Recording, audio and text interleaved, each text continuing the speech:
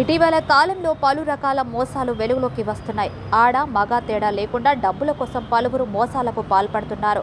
అమాయకులను target చేసుకుని వారి దగ్గర నుంచి అందిన కాడికి దోచుకుంటున్నారు. అయితే ఈ నేపథ్యంలోనే ఒక తాజా ఘటన వెలుగు చూసింది. హైదరాబాద్లోని జూబ్లీహిల్స్లో ఒక కిలాడి లేడీని పోలీసులు అరెస్ట్ చేశారు. లిఫ్ట్ పేరుతో వాహనదారులను ఆపై తనలోని నిజస్వరూపం బయటపెడుతున్న మహిళను పోలీసులు జైలుకు పంపించారు.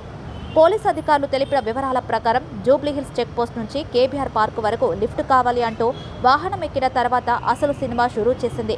తనను రేప్ చేసేందుకు ట్రై చేశావంటూ కారు యజమానిని బెదిరించి డబ్బులు గుంజింది. తనకు తాడుగా బట్టలు చించుకొని నాడా హంగామా చేసిందని పోలీసులు తెలిపారు. తాను అడ్వకేట్ను అని తనకు అన్ని సెక్షన్లు తెలుసు అంటూ కారు యాజమాని పరమానందను బెదిరించింది.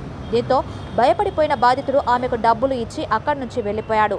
అనంతరం జూబ్లీహిల్స్ పోలీసులకు ఫిర్యాదు చేశాడు. రంగంలోకి దిగిన పోలీసులు సదరు మహిళను అరెస్ట్ చేసి ఆమెపై ఐపీసీ సెక్షన్ 389 కింద కేసు నమోదు చేశారు.